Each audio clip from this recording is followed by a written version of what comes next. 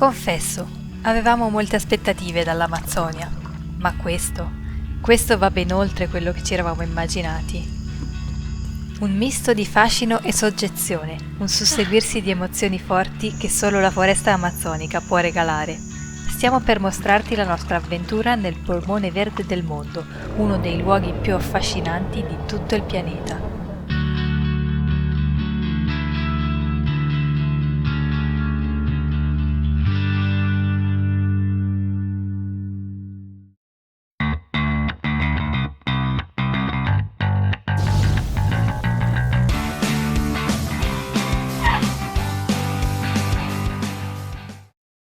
Ore 10:30, siamo pronti per andare a prendere il bus notturno che ci porterà nel Parco Nazionale del Cuyabeno. Buonanotte, a domani. Lasciamo Quito, la capitale dell'Ecuador, e ci prepariamo ad un viaggio di 12 ore in autobus per raggiungere il Parco Nazionale del Cuyabeno. Si tratta di un'area protetta di 603 ettari nella foresta amazzonica ecuadoriana. Ci sono 14 lagune e una fitta rete di fiumi che favorisce una vastissima biodiversità. Con oltre 12.000 specie di piante e fino a 1.300 specie animali, questo parco è una delle zone con più biodiversità al mondo. Si può raggiungere solo navigando sul rio Cuyabeno e prenotando il tour tramite le apposite agenzie. Buongiorno, come vedete alle nostre spalle il panorama è molto cambiato, ci troviamo all'interno della foresta amazzonica. Siamo in viaggio su questo pullman da ormai 8 ore perché sono le 7 di mattina, ma dovremmo essere quasi arrivati alla nostra destinazione che si chiama Lago Agrio.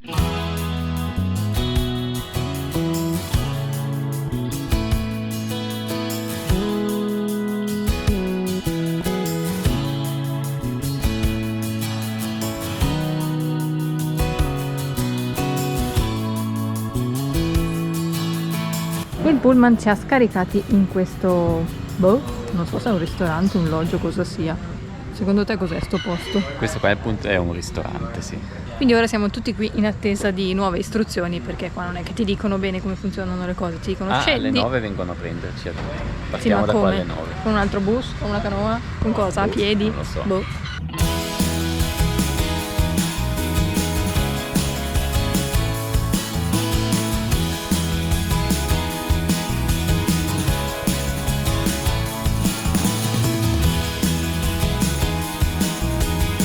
Questo è il nostro gruppo, lì c'è Daniele che ha appena bevuto un caffè e niente, adesso dobbiamo aspettare ancora 20 minuti che siano le 9 e intanto qui si muore già di caldo.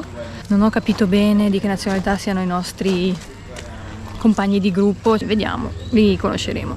Siamo gli unici italiani di questo mega gruppone, però ci stanno ancora separando, quindi non sappiamo con chi saremo, ci sono un sacco di tedeschi. Siamo stati qua 25 minuti a dividerci per i vari lodge, però adesso andiamo tutti assieme nello stesso bus. Prendiamo nuovamente un bus, quelli che piacciono tanto al mio stomaco, e vediamo dove ci portano. Sì. Perlomeno qui c'è un bel finestrino che fa tutta un'arietta fresca.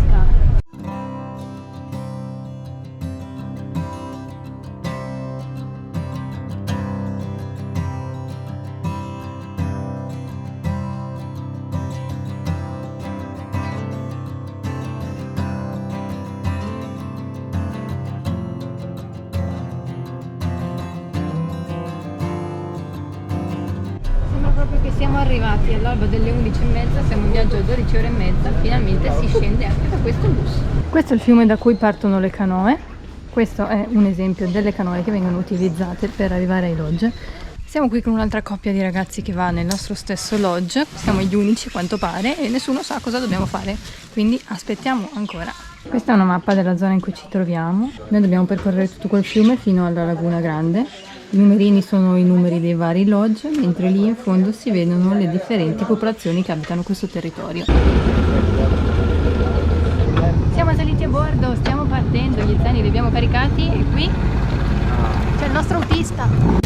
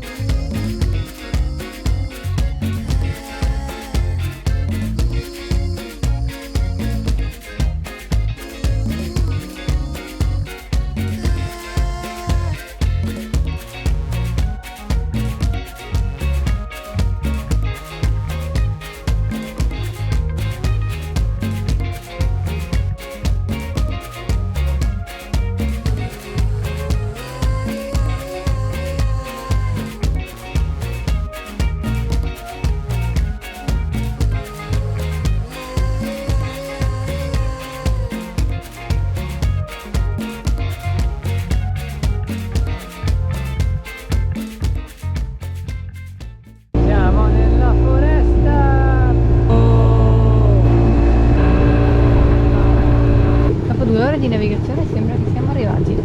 Là c'è il nostro lodge.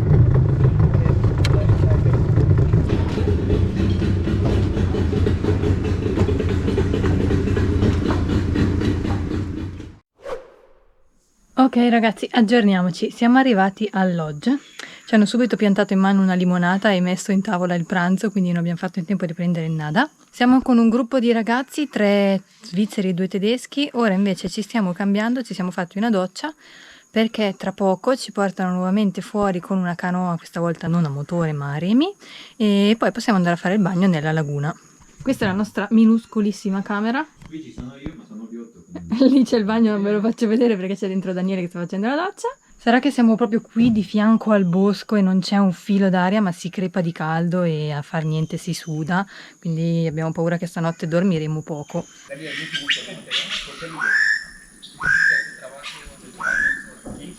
Questo è l'esterno del lodge, c'è una bellissima passerella tutta sull'acqua e queste invece sono le casette, sempre sull'acqua.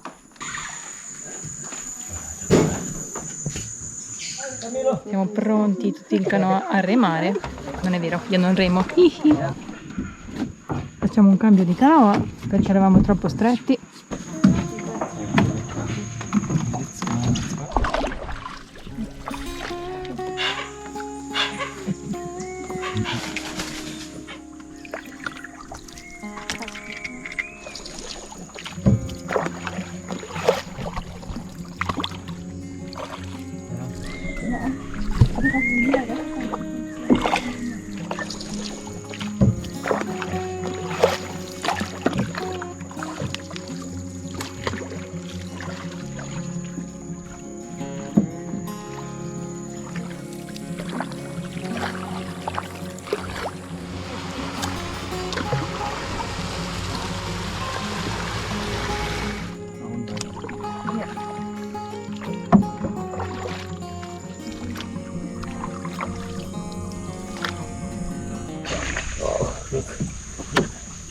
Guarda su qua.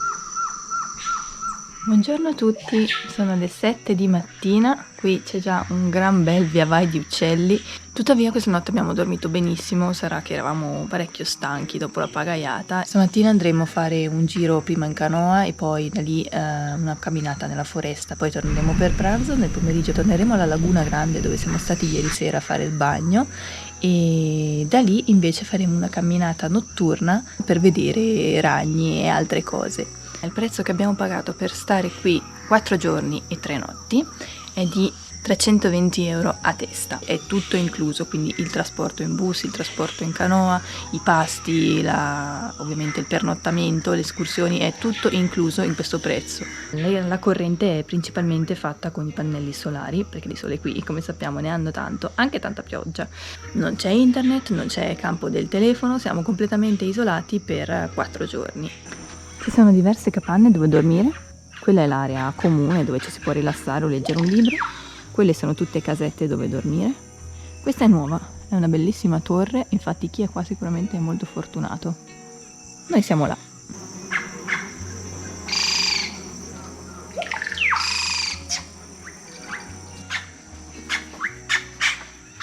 Guardate in questo albero quanti nidi di oro pendula che ci sono. Sono loro che fanno questo baccano. Siamo pronti per la nostra nuova giornata avventurosa. Adesso prendiamo una canoa e andiamo a fare un altro giro sul fiume. Ci hanno dato degli bei stivaloni di gomma. Ma che sciccheria! Ora sì che sembra che stiamo andando a zappare l'orto. La zappa dov'è? Che fighetto! Con questi stivaloni. Questo nero. Tutto in Bello tinta. bianco.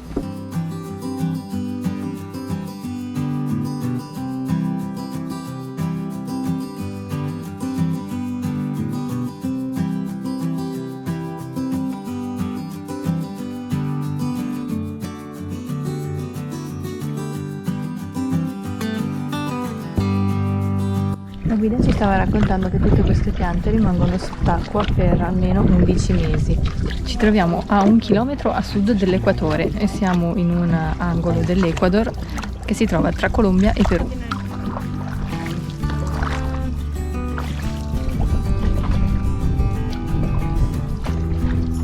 Questi alberi intorno a noi sono acacie giganti, sono coperte da 3 metri d'acqua, che è l'acqua che è piovuta nell'ultimo mese, e ci spiegava che sono la casa delle anaconde, tendono a stare sempre su questi alberi o comunque nei pressi della vegetazione, non le vedremo mai all'interno, proprio nel mezzo della laguna, perché per loro è un dispendio inutile di energie e trovano molto più cibo nei dintorni delle piante. Ci sono i caimani, ma non sono pericolosi per l'uomo perché a meno che non siano costretti, nel senso che l'uomo si avvicina troppo a loro, loro non si avvicinano mai all'uomo. In queste acque nuotano anche i delfini rosa di fiume e anche i paice o arapaima, che è il pesce più grande dell'Amazzonia d'acqua dolce.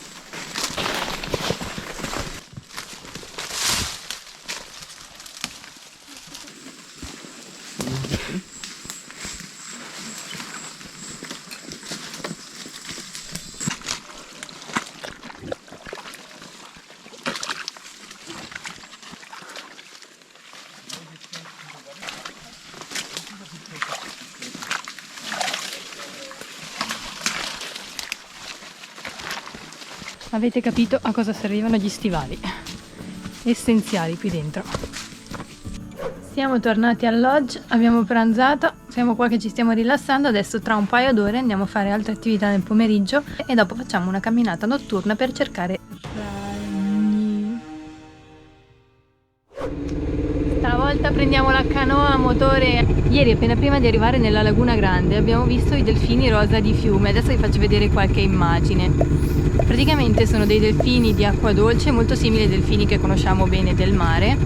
Hanno una pinna in meno e sono di un colore rosa. Ci raccontavano che è facile vederli in questo fiume proprio particolarmente nell'orario del tardo pomeriggio, perché vanno in quel particolare punto che è un incrocio di lagune e di fiumi, perché sanno che lì ci sono i pesci e quindi in quell'orario vanno a caccia, è più facile vederli. Qualcuno se la gode intanto? Ah, e come se me la...